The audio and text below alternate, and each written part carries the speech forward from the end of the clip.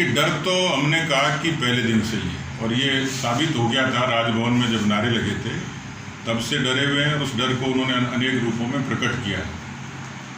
और अब डर की तो क्या व्याख्या की जाए, वहाँ 16 फिल्म देख रहे हैं और उसमें गब्बर सिंह के बारे में भी खूब सारी बातों का उल्लेख होता है, तो डर की कोई व्याख्या नहीं की जा सकती। राजनीति में डर का कोई स्थान नहीं है। इसलिए मुझे लगता है कि उनको बड़े दिल से और बहुत संजीदगी के साथ, क्योंकि आश्चर्य होता है कि इतने इस तरीके के परिपक्व नेता कुर्सी खोने के भय से और संतुलन खो दें, मुझे लगता है कि विचार करना चाहिए। और कौन बनेगा मुख्यमंत्री, ये कौन बनेगा करोड़पति का सवाल नहीं है। अभी बहुत सारी चीज़ें भविष्य के गर्भ में हैं।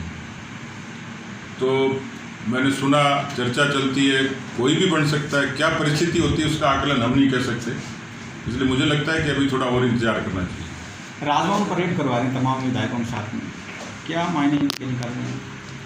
देखिए, ये पॉलिटिकल टैक्टिक्स है और एक तरीके की दबाव की, इस तरीके की राजनीति की कोशिश वो कर रहे हैं। धैर्य तो खो ही चुके हैं, लेकिन अब एक जरिया उन्होंने अपनाया है कि राजभवन को इस तरीके से दबाव में लेके और सदन को आहूत करने के लिए दबाव बनाएं। लेकिन क्योंकि राज्यपाल भी बहुत सारी व्यवस्थाओं में, मर्यादाओं में बंधे हुए हैं, और ये जब मामला सुप्रीम कोर्ट के अधीन लंबित है, उसमें इस पक्ष की भी व्याख्या होनी है, क्योंकि इसके पीछे कई कारण हो सकते हैं जो आने वाले समय में दिखेंगे साफ तौर पर जब इसकी नोटिस की व्याख्या होगी। पर जिस तरीके से अशोक गहलोत जी का एटीट्यूड था, पार्टी टूटी और वो खुश हुए, ऐसा लगता है कि उनकी कहीं न कहीं नीयत में खोट है कि वो अपने ही इस दल से विग्रह करने वाले लोगों को पार्टी से बाहर करने का कोई संवैधानिक रास्ता देख रहे हैं, और वो रास्ता विधानसभा है। सदन के बाहर तो व्याख्या हो रही है, लेकिन सदन के बाहर उनकी कोशिश रहेगी कि उनको पार्टी से अयोग्य घोषित कराएं ताकि वो अपना बहुमत साबित करें। तो कुल मिलाकर ये एक किस्म से गोल गोल घुमा रहे हैं। इसलिए राजभवन में जाना, इस तरीके की बातें करना, ये सारा उसी उनकी रणनीति का हिस्सा है। ठीक है, ओके। देखिए, बहुमत का फैसला सदन में होता है। सदन से पहले की जो प्रक्रिया हुई है उसमें विधायकों की सदन के बाहर की किसी गतिविधि से योग्यता अयोग्यता पर प्रश्न खड़ा हुआ। हाईकोर्ट में भी आज जो यथास्थिति के आदेश हुए हैं, और इसी तरीके से उच्चतम न्यायालय के यहाँ भी लंबित है। इस पूरे विषय की विस्तृत व्याख्या होनी है। ऐसे में संवैधानिक तौर पर सदन बुलाया जा सकता है, नहीं बुलाया जा सकता है, कब बुलाया जा सकता है, कई चीज़ों की मुझे लगता है भविष्य के गर्भ में जिनकी पूरी तरीके से चर्चा होनी है, क्योंकि नया प्रश्न खड़ा हुआ है, सदन के बाहर की गतिविधि को किस तरीके से व्याख्यात किया जाए। मैं कई दिन से देख रहा हूँ मुख्यमंत्री जी की गतिविधियों को, और हम बहुत पहले से कहते आ रहे हैं कि ये तो अंधा आदमी भी बता देगा कि कांग्रेस का आपसी और अंदरूनी झगड़ा था, उसी के कारण ये परिस्थिति पैदा हुई है। कांग्रेस में सुख शांति होती, उनका घर एकजुट होता, तो शायद ये परिस्थिति पैदा नहीं होती। समस्या के कारण भी वही है और समाधान भी वही है। और अनेकों बार उन्होंने ये कहा है कि जो शब्दों का इस्तेमाल किया, उसके बाद बीच बीच में कांग्रेस के बड़े नेताओं के ट्वीट भी आते हैं, बयान भी आते हैं।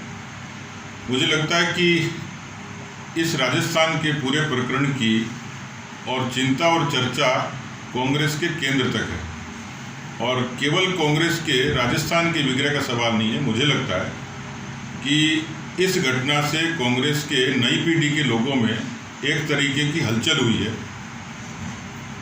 अब आगे क्या होगा ये कांग्रेस के आलाकमान को तय करना, लेकिन जहाँ तक प्रदेश का प्रश्न है, बहुमत होता तो वो कब के इस तरीके की परेड करा चुके होते, इतने दिन नहीं लगते। अपनी गलती को छुपाने के लिए बीजेपी को आरोपित करना ये पुरानी आदत है, और मैं सलाह दूंगा कि बदल देनी चाहिए। अपने घर को ठीक रखते, अपनी सरकार ठीक चलाते, पार्टी में एकजुटता होती, तो शायद ये नौबत नहीं आती।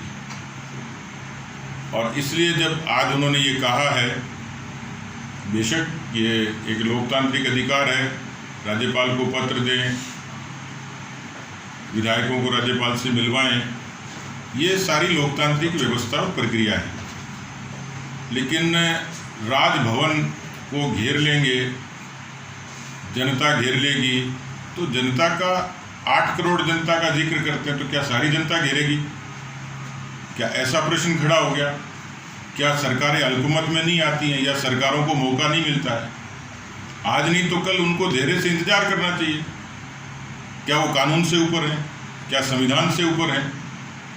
इसलिए हर व्यक्ति की अपनी अपनी संवैधानिक और कानूनी भूमिका है। मुझे लगता है कि उनको इतना अधीर नहीं होना चाहिए। जिस तरीके से वो वाणी से और लेखनी से अधीर हुए हैं, कभी अपनी पार्टी के नेता पर जिस तरीके की भाषा का इस्तेमाल करते हैं, या फिर ये साबित करने की कोशिश कर रहे हैं कि इसमें भारतीय जनता पार्टी या केंद्र की सरकार दोषी है, और वो अपने पत्र के माध्यम से इस तरीके का उल्लेख करते हैं। मैं ये मानता हूँ कि इन सारी परिस्थितियों को उनको धैर्य के साथ मुकाबला करना चाहिए, कानूनी दायरे में भी, संवैधानिक दायरे में भी, और जनता की मर्यादा के तौर पर। सर